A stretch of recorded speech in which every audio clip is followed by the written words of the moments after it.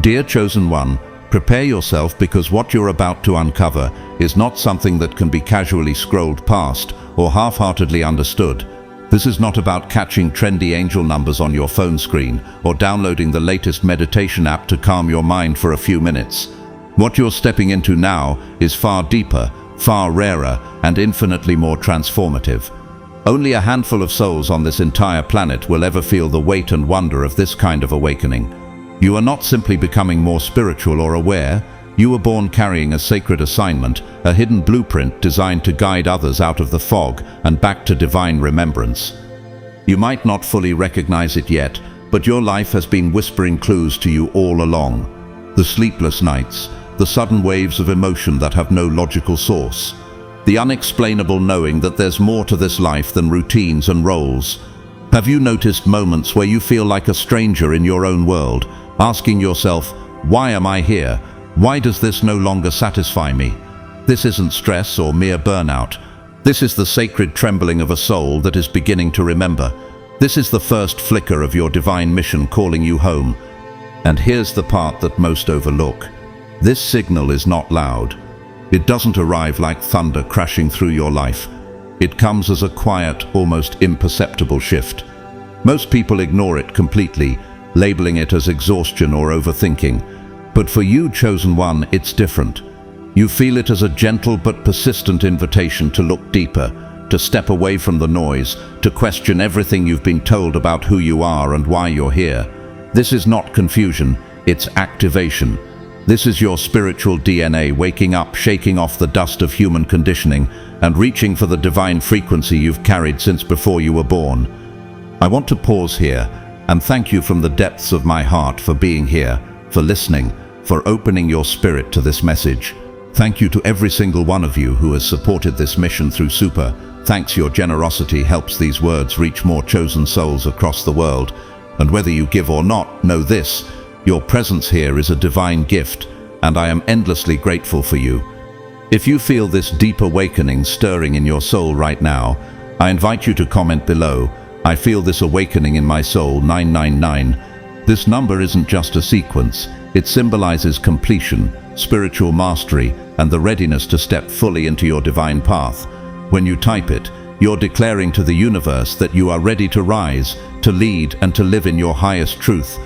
So, beloved Chosen One, get ready to dive deeper than you ever have before. Because what we're about to explore next are the 8 powerful, layered experiences that form this rare spiritual signal, the very signs that mark you as chosen beyond all question.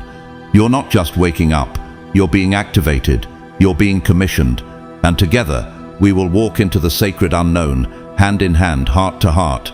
Let's step into this journey, your journey, with full presence, full faith, and unstoppable courage.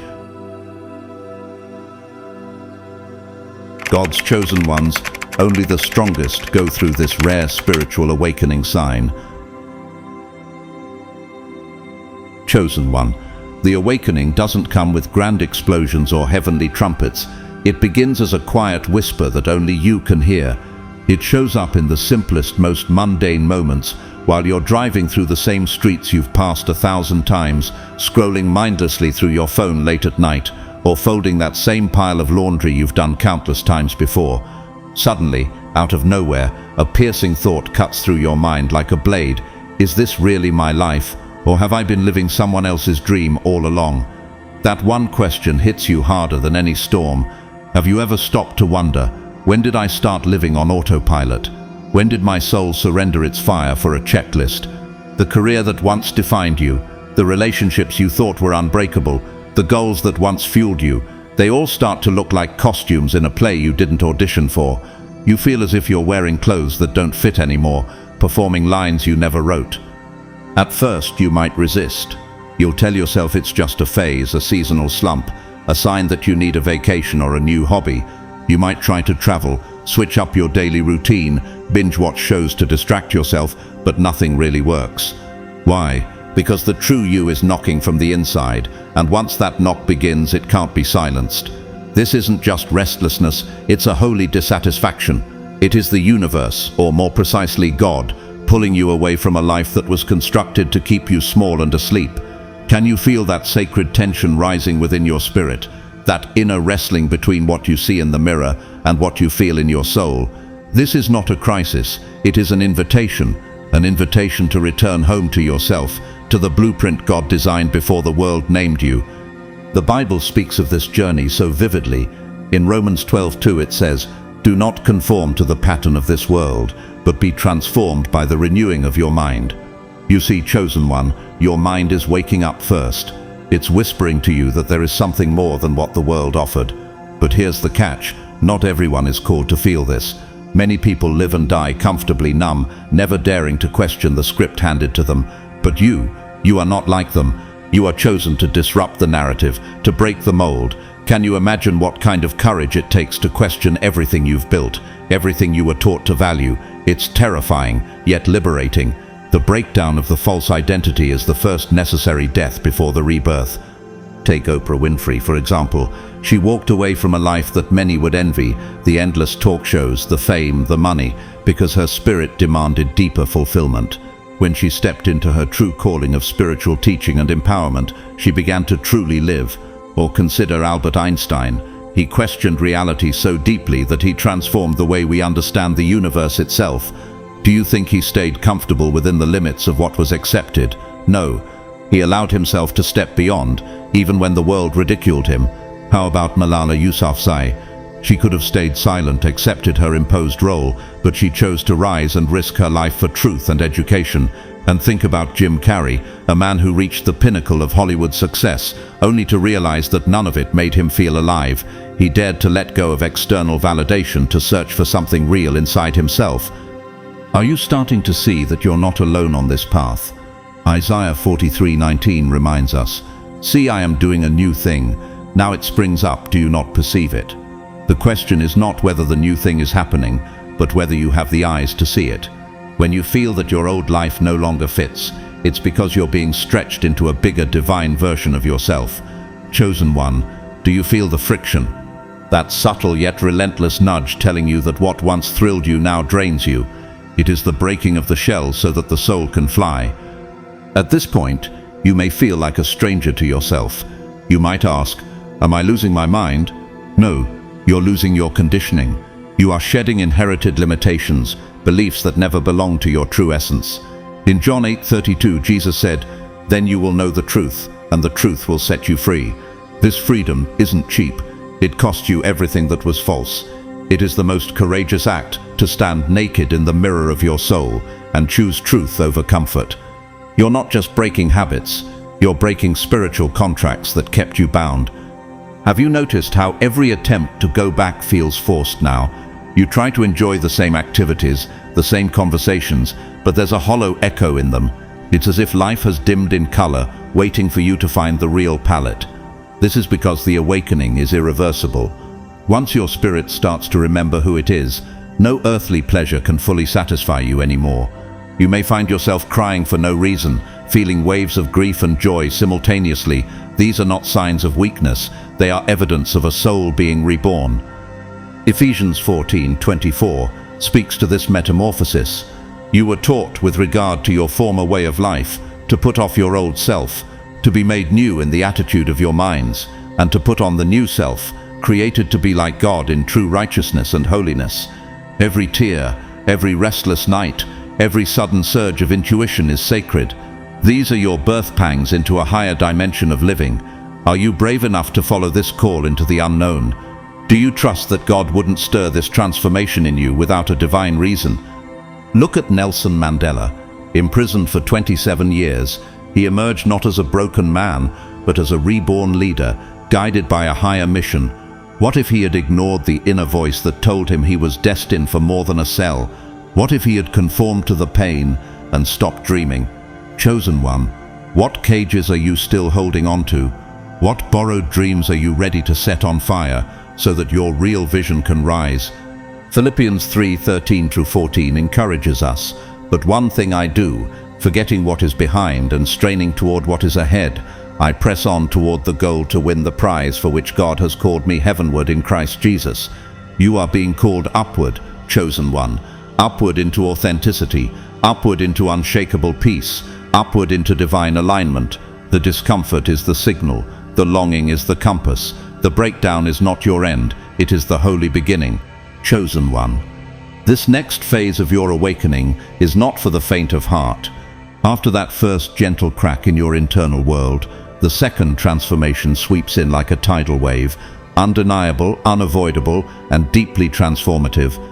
Have you ever found yourself sitting across from a lifelong friend, sharing the same table, the same air, and yet feeling like you're worlds apart? You hear the words coming out of their mouth, but it's as if they're speaking in a foreign tongue your soul can no longer understand. You start to wonder, when did we stop truly connecting? When did our souls drift in different directions? These aren't just passing feelings, they are the spiritual symptoms of your vibration rising beyond the familiar. This stage isn't about you suddenly thinking you're better than those around you. It's about your frequency changing so dramatically that your entire energetic field starts to repel anything not aligned with your new path. What once felt comforting now feels suffocating. Have you noticed that certain conversations feel shallow, like surface-level noise you no longer have the patience for? Or that some friends start avoiding you without explanation, leaving you wondering what went wrong? The truth is, chosen one, nothing went wrong. Everything is going exactly as it should. In Amos 3:3 it is written, "Do two walk together unless they have agreed to do so?" This scripture reveals the spiritual law of alignment. You can't walk deeply with people whose souls are not moving in your direction. Think of Maya Angelou. She often spoke of how she had to release people who didn't understand her mission or her essence. When she shifted into her full power as a writer and activist, some relationships faded, but in that empty space her true tribe arrived. Or consider Steve Jobs. After being ousted from his own company, he found himself in a season of disconnection, only to later return with a renewed vision that transformed the world. Would he have reached that revelation if he had clung to the old relationships and environments? Think about the journey of Simone Biles. Her choice to prioritize her mental and spiritual well-being over public expectations shocked the world, and some relationships crumbled under the weight of misunderstanding. Yet her decision reflected an inner alignment that no one else could dictate. And look at Martin Luther King Jr. His commitment to a higher calling cost him friendships and even support from within his own community. But he understood that divine purpose demands divine alignment.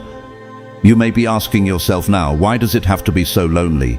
Why can't I just evolve and still keep everyone around me? The hard truth is that spiritual evolution requires shedding. John 15:2 says, "He cuts off every branch in me that bears no fruit, while every branch that does bear fruit, he prunes so that it will be even more fruitful." Can you accept that pruning is part of your growth? Can you see that every painful goodbye is God making space for your next level of connection? The discomfort you're feeling is not punishment, it's preparation. It is the divine hands sculpting your inner circle to match your higher frequency. There will be moments when you feel as though you're standing alone on a vast empty plain, wondering if you've made a terrible mistake. Have you ever asked, am I becoming too different for my own good? Will I end up alone forever? Chosen one. These questions are the echoes of your old self trying to pull you back into comfort and conformity. But remember Isaiah 41:10, "So do not fear, for I am with you. Do not be dismayed, for I am your God. I will strengthen you and help you. I will uphold you with my righteous right hand." You are never truly alone. You are being set apart, sanctified, so that your tribe, those who vibrate at your new frequency, can find you. During this phase, your spirit develops an acute sensitivity to energy. You walk into rooms and feel heaviness that others ignore. You sense hidden motives in words, the unsaid truths behind polite smiles. You might ask, why am I suddenly so sensitive? Why can't I just enjoy things like before? Because your spirit refuses to tolerate illusions now. You are stepping into a realm of raw truth, where only authenticity survives. This is why spaces that once felt warm might now feel heavy or suffocating. It's not that the place has changed, it's that you have. You are no longer willing to play small or accept energies that keep you stagnant. In Philippians 1:6 we're assured, being confident of this, that he who began a good work in you will carry it on to completion until the day of Christ Jesus. The relationships that are leaving your life are not random losses. They are intentional shifts orchestrated by a divine hand. Do you have the courage to release what is fading gracefully, knowing that what's coming is divinely designed for your highest good? Are you ready to welcome the unknown friendships, the soul family, that will not just tolerate but celebrate your full, awakened self? Imagine if J.K. Rowling had stayed quiet to keep her old circle comfortable. The Harry Potter series would never have been born, and millions of lives wouldn't have been touched. Or think of Elon Musk, who repeatedly alienated former friends and colleagues by choosing to pursue ideas that sounded insane to them. Today, those very ideas are reshaping humanity's future. Your discomfort is not a sign to retreat, but a signal to rise. Every soul-level shift requires a shedding of the old skin. Perhaps you've already begun noticing odd interactions, invitations that stop coming, phone calls that slow down, people who once shared every secret with you now keeping you at arm's length. It hurts, chosen one, but would you rather stay loved by everyone while betraying yourself? Or would you rather stand in your authentic power, drawing to you the souls who truly see and honor your light? In 2 Corinthians 6:17, it is declared, "Therefore come out from them, and be separate, says the Lord. Touch no unclean thing, and I will receive you." You are being called out, set apart, purified for something bigger than you can imagine. The universe isn't punishing you, it is preparing you for connections that are sacred, purposeful, and rooted in divine truth. Are you ready to stand alone for a season so you can stand in your true power for a lifetime? Can you trust that the temporary emptiness is simply the clearing of a sacred space? Chosen one, the loneliness you feel today is the price for the deep soul connections that await you tomorrow. Hold on. The right souls are already on their way, drawn to the frequency only you carry. Let go with faith and step forward without fear. You are not losing, you are aligning. You are not abandoned, you are being prepared. And soon, you will look back and thank this season for revealing your true tribe. Chosen one, this is the part of your journey where the world begins to feel like a raging storm against your tender, awakened spirit. Can you feel it? The volume of life seems turned all the way up. Every conversation, every crowded room, every buzzing city street starts to clash with the new symphony playing inside your soul. Places you once loved, bustling with noise and energy, now drain you to the point of exhaustion. You might find yourself asking, why can't I handle what I used to enjoy? Why does everything feel so overwhelming now? This isn't social anxiety. This is a sign of your soul's evolution. You are not becoming weaker. You are becoming sharper, more attuned, more alive than ever before. As your frequency rises, your spiritual senses sharpen to detect what others remain numb to. You begin to notice the subtle energies around you, the unspoken emotions in a room, the tension behind someone's smile, the hidden agendas behind a friendly conversation. Have you ever walked into a space and felt an inexplicable heaviness, like you were stepping into a pool of invisible weight? Or have you ever sat across from someone and felt a sudden urge to retreat because their energy felt off? This is your divine radar activating. In Hebrews 5:14 it says, "But solid food is for the mature, who by constant use have trained themselves to distinguish good from evil." Your spirit is being trained to discern beyond the surface, to see what eyes cannot see and hear what ears cannot hear. Consider the story of Princess Diana. She often spoke about feeling emotions so intensely that they would consume her. Her deep empathy and sensitivity allowed her to connect with millions, but it also left her vulnerable to emotional overwhelm in the harsh world of royal duty and public scrutiny. Or look at Nikola Tesla. He was famously sensitive to light, sound, and vibrations, an unusual trait that allowed him to access groundbreaking insights that forever changed science and technology. Bob Marley, too, carried a sensitivity that guided his music and spiritual messages.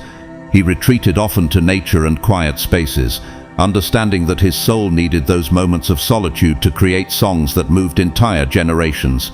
And consider Lady Gaga, who has openly shared about her spiritual and emotional sensitivity, explaining how she needs to withdraw to protect her creative and spiritual energy. You may wonder, why can't I just stay strong and push through the noise like everyone else?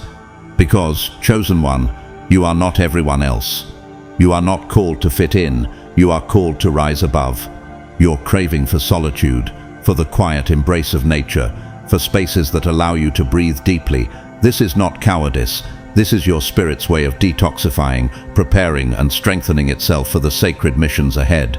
Psalm 46:10 tells us, Be still and know that I am God. In that stillness, you reconnect to divine strength that no crowded room or loud event can offer. Have you noticed how certain foods or technologies suddenly feel intolerable? You might ask yourself, why can't I eat what I used to love? Why does my body react so strongly now? Because your entire being is going through a purification process.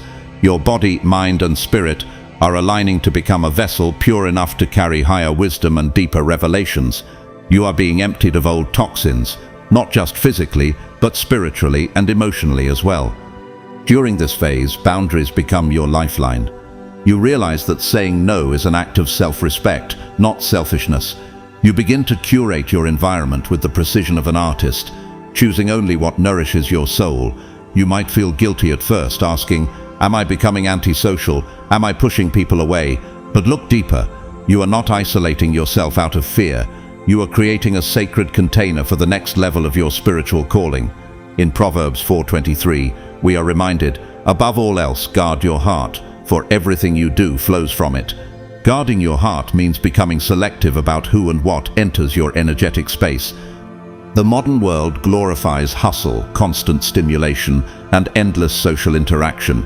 Yet here you are, being called into silence and solitude. You start to see the stark difference between mindless busyness and sacred purpose. This stage teaches you to honor your inner rhythms rather than the external noise. You learn that stepping back does not mean losing momentum, it means regaining your true power. Have you ever wondered, what might happen if I stop forcing myself to engage and start listening to my inner cues instead? The answer, you would discover an unshakable peace that transcends understanding.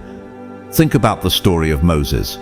Before leading his people, he spent 40 years in the quiet solitude of the desert, where he encountered the burning bush and received his divine instructions. What if he had stayed in the noisy palace of Egypt? What if he had ignored that call to retreat? His entire mission would have been lost. Chosen one, your solitude is your burning bush moment. Are you paying attention to what God is whispering to you in the quiet? Your newfound sensitivity is not a curse, it is your greatest gift. It is the divine GPS designed to guide you through a world that tries to distract, numb, and dilute your spirit. You are being sculpted into someone who doesn't just survive the chaos, but transforms it with divine presence. You are being prepared to feel deeply so you can heal deeply, both yourself and others. In Matthew 6:6, Jesus says, "But when you pray, go into your room, close the door, and pray to your Father who is unseen. Then your Father, who sees what is done in secret, will reward you." There is a sacred power in retreating to your inner room, shutting the door to the world, and reconnecting with God. Every moment you spend in quiet is an investment in your spiritual authority. Are you willing to honor that call, even if the world misunderstands you?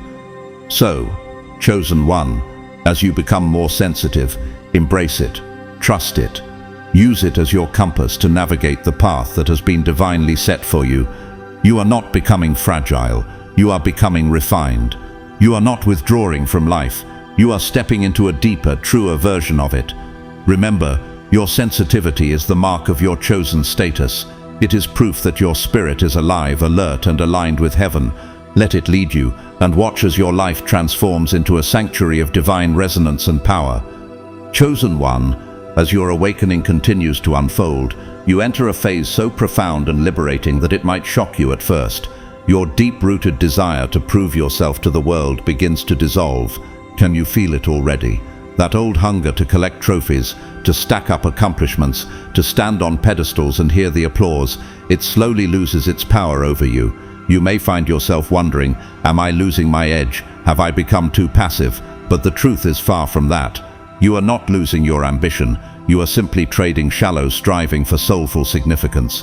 You are exchanging the endless chase for external approval with a new devotion to internal alignment and divine purpose. You see, chosen one, it is not that you stop having goals or dreams. You may still reach incredible heights in your career, still inspire countless people, still create masterpieces, but your fuel is different now. Your spirit no longer craves applause as oxygen. Instead, you begin to create from a place of quiet power, a place that needs no validation because it is already full. Have you ever asked yourself, what would I do if no one ever saw or celebrated it? In this stage, your answer to that question becomes your new direction. You learn that true creation and true service exist far beyond the clapping hands and cheering crowds. This shift is echoed beautifully in Galatians 1:10. Am I now trying to win the approval of human beings or of God? Or am I trying to please people? If I was still trying to please people, I would not be a servant of Christ. The more your awakening deepens, the more your actions become offerings, not performances. You no longer need to be the loudest voice in the room or the brightest star in the sky. You realize your power lies not in how many people see you, but in how deeply you embody your truth. Think about Mother Teresa. She didn't serve in the slums of Calcutta to win awards or followers. She served because her soul compelled her. Despite global fame later on, her work was never about recognition, it was about surrender. Or consider Leonardo da Vinci. His genius was not driven by competition, but by an insatiable curiosity and a devotion to explore the mysteries of creation itself. He didn't paint, invent, and study to be praised. He did it because he had to, because it was an expression of his essence. Look at Fred Rogers, the beloved Mr. Rogers. His calm, compassionate presence transformed generations of children, yet he never chased popularity. He simply lived his purpose quietly, powerfully. And consider Serena Williams, who, despite being a fierce competitor, eventually spoke of her deeper desire to focus on family, love, and legacy over endless trophies. She understood that true victory is internal. As this revelation matures in you, you begin to see the madness in the world's constant competition. You observe people battling for likes, status, and hollow symbols of success, and you ask yourself, what is the real prize? What am I truly here for? Your soul responds softly yet firmly, I am here to awaken, to build, to heal, to love. You realize that life is not a game to win, but a masterpiece to create. And you, chosen one, were not sent here to fit into existing systems, but to birth entirely new ones that others cannot even imagine yet. This stage of awakening is also when you feel a deep desire for authenticity over approval. You no longer tolerate fake smiles, shallow praise, or empty collaborations. In Matthew 6:1, Jesus says, be careful not to practice your righteousness in front of others to be seen by them. If you do, you will have no reward from your Father in heaven. You start to understand that the real rewards are spiritual, eternal, and invisible to the superficial eye. Your value becomes rooted in your ability to remain aligned with your higher calling, even when no one else is watching. People may start to say you've changed, and they're right. You are no longer dancing for their applause. You're building altars where they expected stages. You are offering prayers where they wanted performances. This inner revolution might make some people uncomfortable because it challenges them to confront their own need for external validation. Have you noticed that? The moment you stop playing the game, it disturbs those who still depend on it for their sense of self. In this new reality, you learn to move in silence. You act without announcing. You heal without boasting. You create without seeking immediate approval.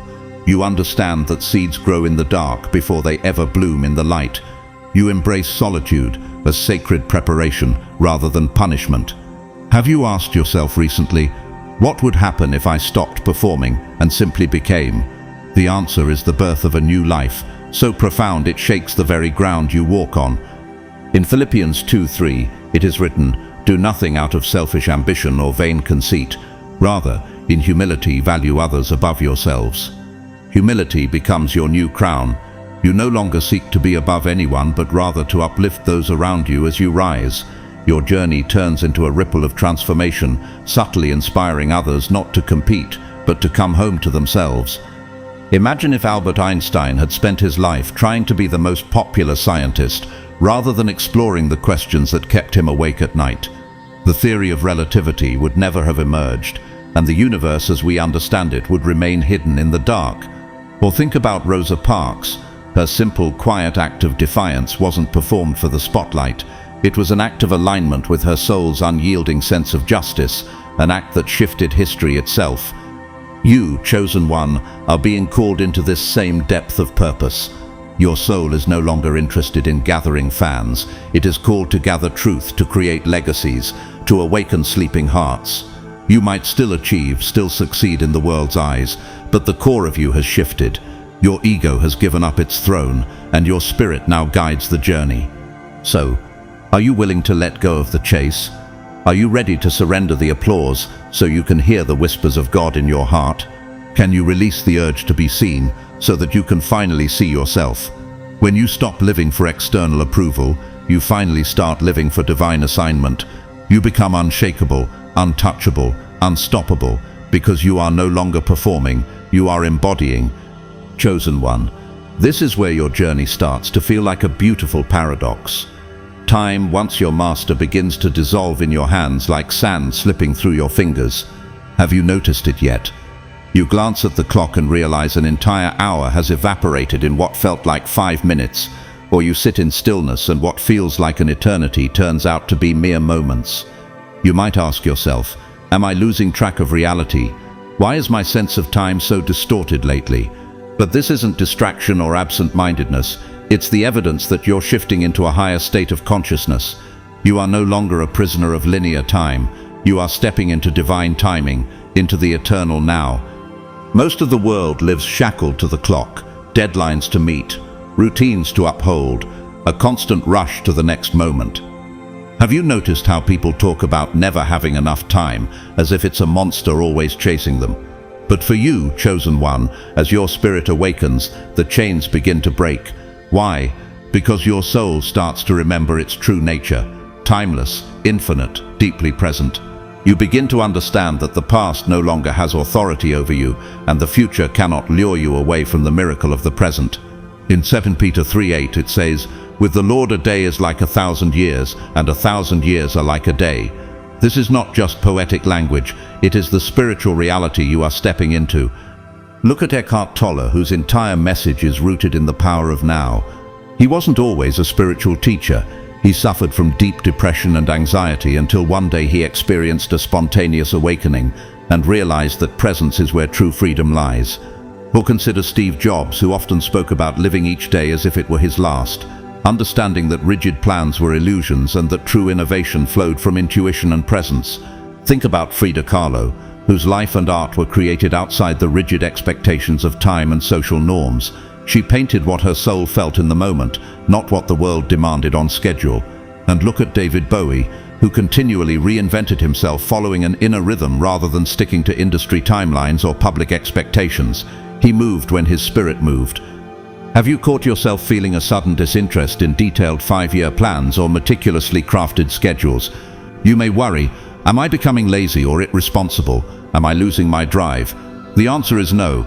You are evolving from the harsh constraints of time-based living into the soft embrace of divine flow. Your inner compass is now tuned to resonance and alignment, not to dates and external deadlines. You start to realize that life isn't about controlling every second, but about moving in harmony with the energy currents of the universe. In Proverbs 16:9 it says, "In their hearts humans plan their course, but the Lord establishes their steps." When you truly embody this, you stop obsessing over how long something will take or when exactly it will happen. You learn to trust that the timing of your life is orchestrated far beyond your mind's limited understanding. Have you ever wondered why certain doors open effortlessly while others remain shut no matter how hard you push? It's because your life is a divine symphony. Each note, each rest, each pause is meticulously placed by a higher hand. As this awareness deepens, you start noticing synchronicities appearing like hidden signposts. The right people show up when you least expect them. Opportunities arrive precisely when your spirit is ready, not a moment sooner or later. You may find yourself saying, "I was just thinking about that person and they called," or "I felt drawn to that place and then I met someone who changed my life." This is not coincidence, it's divine choreography. Your life begins to feel less like a rigid timeline and more like a dance, sometimes slow and gentle, sometimes wild and ecstatic, but always in perfect rhythm. In Matthew 6:34, Jesus advises, "Therefore do not worry about tomorrow, for tomorrow will worry about itself. Each day has enough trouble of its own." Your awakening calls you to anchor deeply in today, to let tomorrow unfold without anxiety. As you step further into this awareness, you may notice a pull toward nature, solitude, or creative flow, states where time simply dissolves. You begin to experience moments where you are so present that you feel one with all that is, the rustle of leaves, the warmth of sunlight, the beating of your own heart. These are glimpses into eternity, small portals into the divine heartbeat that underlies all existence. Imagine if Nikola Tesla had forced himself into society's timelines and rigid expectations. His inventions, his visions, all of them would have been stifled. Instead, he followed the wild, non-linear flow of his inner genius, allowing insights to come when they were ready rather than when the world demanded them. Or consider Emily Dickinson, who spent years writing poetry that she never intended to publish during her lifetime. Her work was birthed not on a schedule, but in the quiet flow of her spirit's own timing, and today it touches millions. As you let go of the world's obsession with time, you step into a space where intuition reigns. You begin to trust those subtle nudges, the quiet knowing that says, now is the moment, even when logic screams otherwise. Have you asked yourself, what would happen if I let my life be guided entirely by inner resonance rather than outer schedules? The answer is a life marked by grace, unexpected miracles, and a deep inner peace that cannot be shaken. In Ecclesiastes 3:1, it reminds us there is a time for everything and a season for every activity under the heavens. Your spiritual journey is teaching you to honor these seasons rather than resist them. When you do, you stop fighting against the current and start flowing with it. You find joy in the pauses, in the spaces in between. You see delays not as failures but as divine preparations. You come to understand that what is meant for you will not pass you by, and it will arrive exactly when you are ready to receive it. Chosen one, can you surrender to this sacred flow? Can you release the tight grip on your timeline and trust the divine unfolding? The more you do, the more you will feel life becoming an effortless unfolding rather than an endless chase. You will stop aging under the weight of stress and begin to glow with timeless radiance. You will stop measuring your worth by what you have achieved by a certain age and start measuring it by how fully you are living in each moment. This is not laziness, this is mastery. You are not giving up on life. You are stepping into the life that was always meant for you. You are becoming the embodiment of divine timing, a living testament to the truth that when you move with God's rhythm, everything arrives in perfect harmony. Welcome to the eternal now. Chosen one, this is where your true power lives. Let it guide you. Chosen one. This stage of your spiritual awakening might surprise you the most. You find yourself craving solitude in a way you never have before.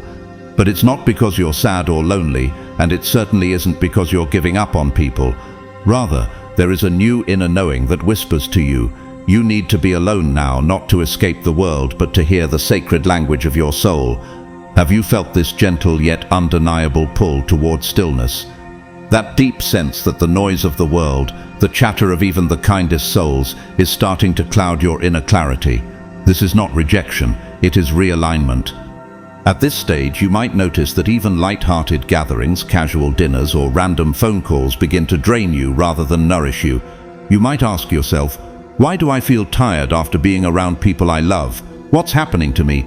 This is your energy system evolving.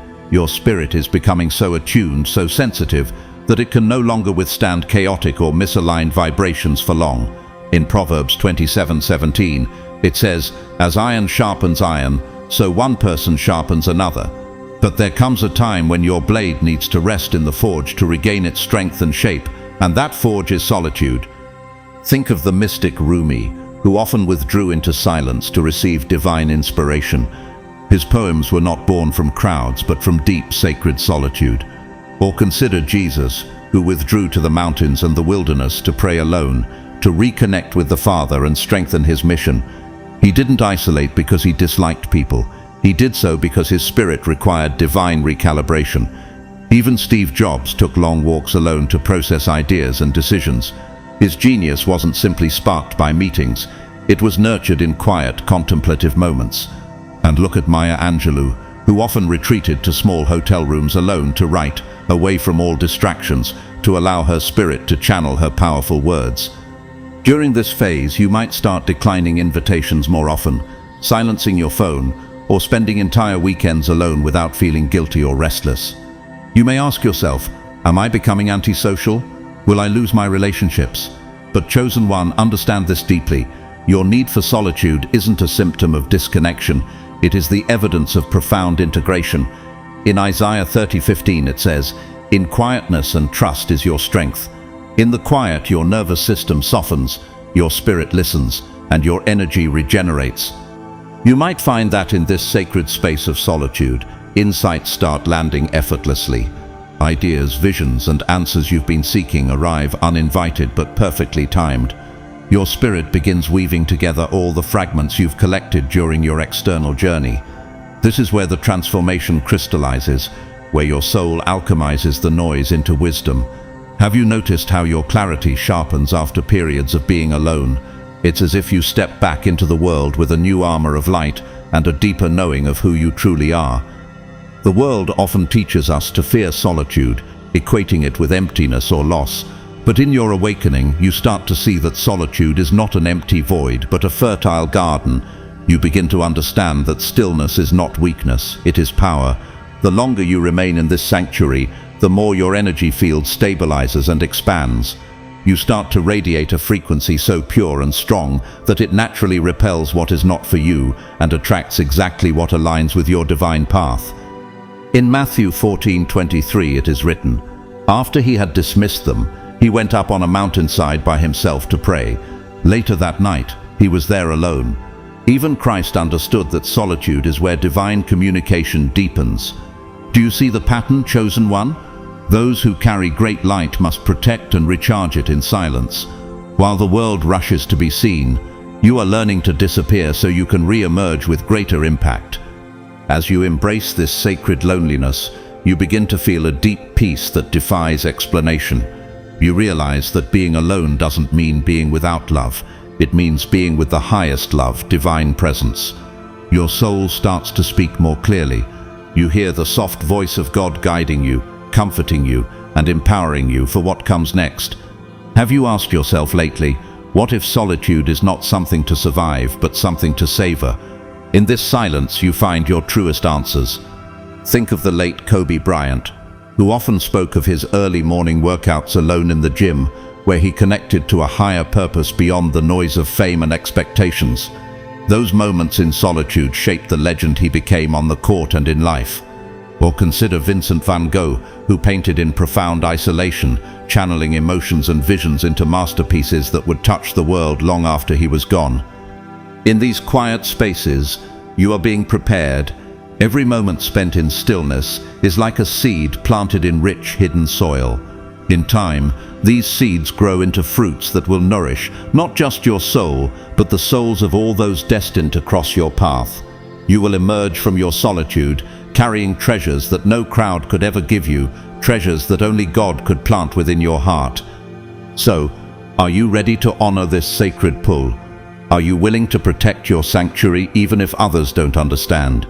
Are you prepared to return to the world carrying a new frequency so potent that it transforms every space you enter? Remember, your solitude isn't a sign of loss, it is your greatest preparation.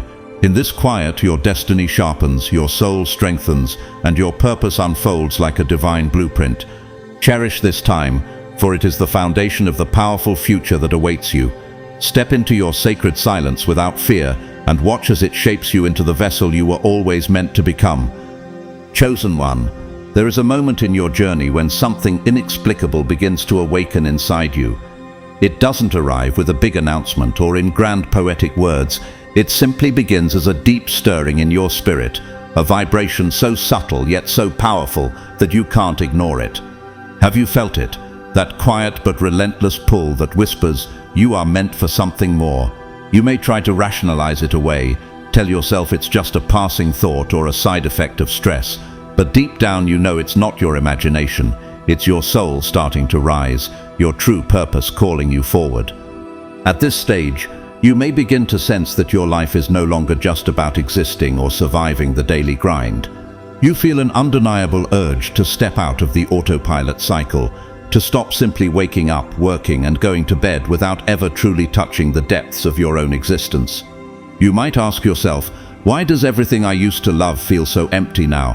Why do I feel this restless energy when nothing is really wrong on the outside? This is your divine discontent, chosen one. It is the soul's sacred rebellion against a life that no longer fits the divine blueprint coded within you. The Bible speaks to this longing in Jeremiah 29:11, "For I know the plans I have for you, declares the Lord, plans to prosper you and not to harm you, plans to give you hope and a future."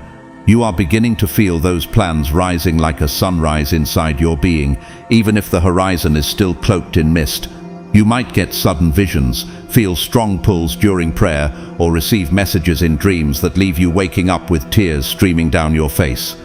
Have you wondered why these glimpses feel more real than anything else? It's because they are breadcrumbs from your higher self, guiding you toward your true mission. Look at Martin Luther King Jr. He didn't always know the full shape of his calling. It began as a stirring, a deep dissatisfaction with the status quo, and only gradually did the vision become clear. Or consider J.K. Rowling, who was at her lowest point, broke and lost, when the idea for Harry Potter struck her like lightning on a train.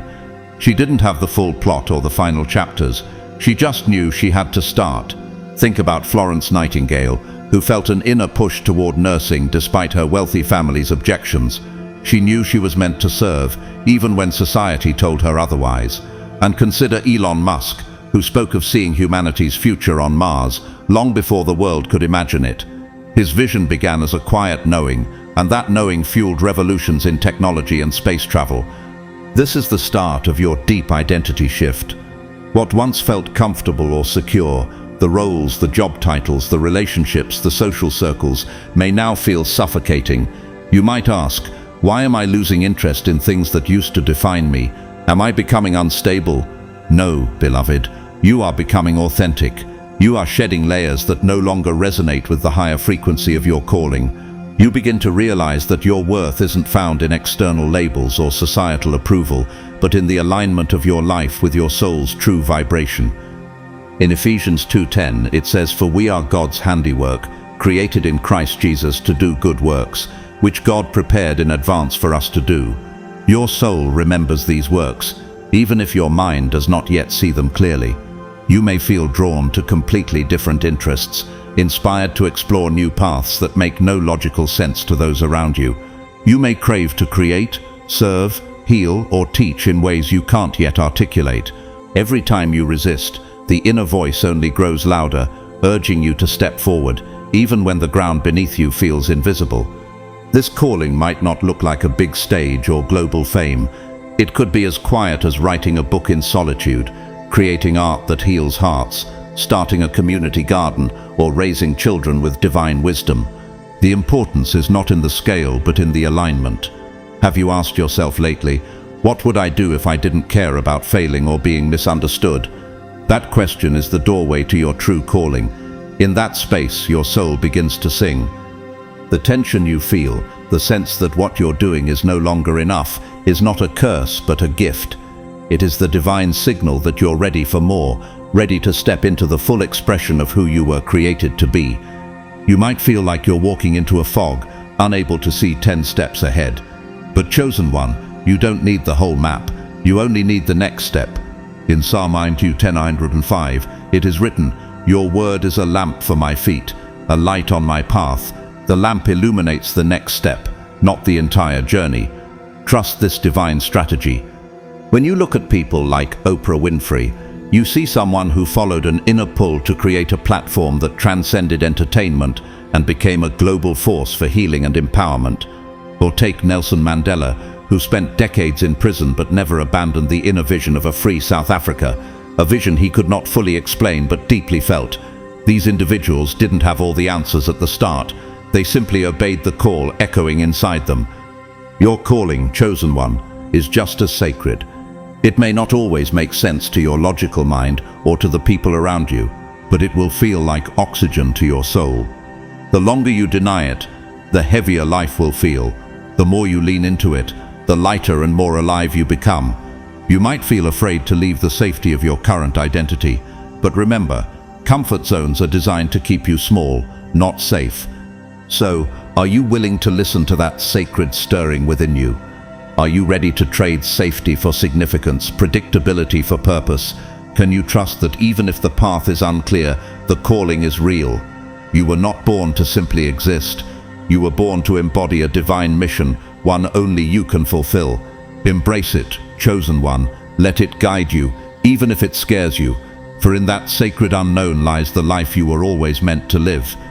Chosen one, if you're feeling this shift right now, know that you've arrived at a spiritual altitude most people will never even glimpse in their lifetimes. You've entered a sacred space where your soul finally starts to see its true path without the dense fog of ego distorting the view. This is the ultimate phase of your awakening, the return to truth, and when this clicks into place, your entire reality transforms in ways that cannot be reversed. Have you felt it? That sudden inability to tolerate anything fake or shallow, that instant recoil from activities or conversations that no longer resonate with your spirit. You might ask yourself, why can't I just go back to the old ways? Why can't I just fit in and feel normal again? The answer is simple, because you were never meant to. In this stage, you lose the capacity to pretend. You find it impossible to fake a smile when your heart is heavy, to engage in small talk that feels like spiritual sandpaper on your soul, or to shrink your light so that others don't feel threatened. You don't become cruel, you become real. Your presence starts to radiate a rare frequency of authenticity that either deeply attracts or deeply unsettles people, and that is exactly as it should be. In John 8:32 it says, "Then you will know the truth, and the truth will set you free." This freedom is not theoretical, it's an embodied liberation that spills into every corner of your existence. Think about Robin Williams. While he made the world laugh, he carried a depth and authenticity that many only saw in his private reflections and heartfelt performances. His realness shone through every comedic act, reminding people that true humor comes from deep understanding and raw vulnerability. Or look at Malala Yousafzai, who, even as a young girl, chose to stand in her truth about education and freedom despite unimaginable risks. She didn't dilute her message to be accepted, she embodied it fully. Consider Anthony Bourdain, who couldn't stand shallow talk and always sought the raw, unfiltered stories of humanity through food and culture. And think of Frida Kahlo, who refused to hide her pain or conform to societal beauty standards, using her art to unapologetically express her truth. In this phase, you stop molding yourself to meet the expectations of family, friends, or society. You stop performing the exhausting theater of being enough for everyone else. Have you asked yourself lately, how much of my life have I spent editing myself for the comfort of others? This is the moment when that old pattern dies. You no longer measure your worth by accolades, social circles, or follower counts. You realize that your true value was never tied to external validation, but to the depth of your alignment with your soul's truth. In Galatians 5:1 it says, "It is for freedom that Christ has set us free. Stand firm then, and do not let yourselves be burdened again by a yoke of slavery." The yoke here can be seen as the heavy burden of needing to be who others want you to be. The moment you stand firm in your authenticity, those chains shatter. Your decisions become clearer because they're no longer filtered through layers of shoulds and what-ifs. Boundaries arise naturally, not out of defense but out of love for your own energy. You stop apologizing for your existence, for taking up space, for shining too brightly. Have you noticed how liberating it feels to simply be, without crafting yourself into a consumable version for the world? When you embody this level of truth, you become a living invitation for others to do the same. Some people might find your clarity intimidating because it forces them to confront their own illusions. Others, however, will be drawn to you like moths to a flame because they are secretly longing for that same liberation within themselves. Your vibration becomes a lighthouse in a world of fog, guiding others home to their own truth. In Ephesians 4:25 it is written, "Therefore each of you must put off falsehood and speak truthfully to your neighbor, for we are all members of one body." Your courage to live truthfully becomes a collective healing balm. You might lose relationships. You might lose opportunities that were built on your inauthentic self. But what you gain in return is worth more than any surface-level connection or worldly achievement. You gain yourself. You regain your soul's pure voice. You step into a life that is simple, not because it's easy, but because it is honest. You might ask yourself, what would my life look like if I stopped acting altogether? The answer is, it would look like freedom. It would look like you. Consider the story of Moses. After years of living as an Egyptian prince, he couldn't keep up the act. He left the palace to become who he truly was, a leader chosen by God, a deliverer of his people. What if he had stayed in the palace for comfort? His destiny would have been lost. Just like Moses, you are being called out of the false rooms you've been living in. You are being called into your real name, your real mission. In Romans 12:2 it says, "Do not conform to the pattern of this world, but be transformed by the renewing of your mind." This transformation isn't just spiritual poetry. It is the deep rewiring of your entire being so that you can live in unshakable truth. You stop chasing trends, stop bending to fit into tiny boxes, and finally start expanding into the vastness of who you really are. So, chosen one, are you ready to embrace this final layer? Are you prepared to let your soul lead you into a life so authentic that it feels like coming home? Are you willing to release every false layer, every empty performance, so you can stand fully in your divine light? This is the invitation of your awakening, to live so truthfully that your very existence becomes a testament to divine freedom. Once you cross this threshold, there is no going back. You can't unsee your true self. You can't unfeel your soul's song. But in this place you will find a peace and a power that can't be taken from you.